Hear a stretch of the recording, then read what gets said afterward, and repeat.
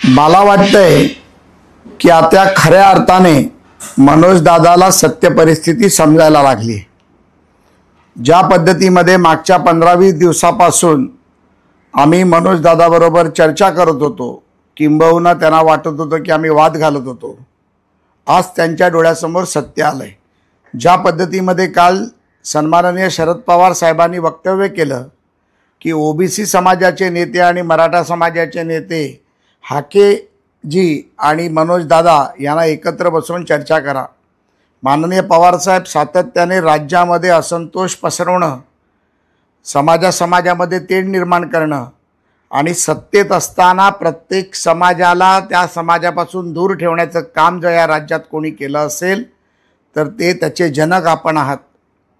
त्यामुळे माननीय देवेंद्र फडणवीसांनी दिलेलं आरक्षण देखील चुकीचं आहे हे समाजामध्ये आपण पसरवण्याचं काम करता आणि मग अचानक काही विद्वान तुमच्या बाजूने उभे राहतात, काही राज्यविरोधी कारवाया करणारी लोक उभी राहतात आणि ते त्यांच्या तोंडून बोलतात, पण ती खरी शिकवण आपली असते आणि राज्यात असंतोष पसरवण्याचं काम हे सातत्याने तुम्ही करता। मनोज दादा, आता तुम्हाला खऱ्या अर्थाने कळलं की ह्या संपूर्ण आरक्षण न देण्याच्या षडयंत्राच्या मागचा रावण कोण आहे। त्यामुळे माझी तुम्हाला पुन्हा एकदा विनंती आहे, संपूर्ण समाज एकत्र करूया आणि बारामतीला एक मोर्चा काढूया। संपूर्ण समाज एकत्र करूया आणि मातोश्रीला एक मोर्चा काढूया। संपूर्ण समाज एकत्र करूया आणि काँग्रेसच्या टिळक भवनावर एक मोर्चा काढूया आणि या माध्यमातून यांची भूमिका स्पष्ट होऊ दे।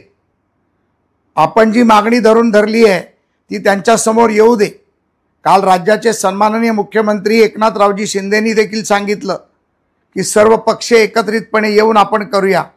आंदोलकांना एकत्र करण्याची पवारसाहेब गरज नाही आहे, तर समाजामध्ये तुमच्यासारखी नेतृत्व ज्यांनी सत्तेत होते, मुख्यमंत्रीपद भूषवले, ज्यांना सत्तेत पुन्हा यायचं आहे आणि समाजामध्ये तेढ निर्माण करायचे, अशा लोकांची भूमिका निर्माण होणं गरजेचं आहे। आणि त्यामुळे 2018ला दिलेलं आरक्षण हे किती योग्य होतं हे देखील जनतेच्या समोर येईल। ईडब्ल्यूएसच्या दिलेल्या भूमिका किती योग्य आहेत हे देखील समाजाच्या समोर येईल। ओबीसी असेल, धनगर असेल, मराठा असेल, आदिवासी असेल, या प्रत्येक समाजाला एकत्र घेऊन चालण्याचं काम महायुतीचं सरकार करतंय। त्यामध्ये तेढ निर्माण करू नका।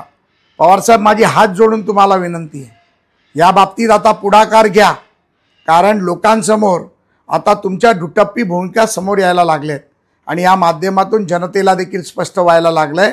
तर चला मनोज दादा, एकत्र येऊया आणि मराठाच्या आरक्षणासाठी आपण पवार साहेबांना जाब विचारूया, ही माझी तुम्हाला विनंती आहे। धन्यवाद।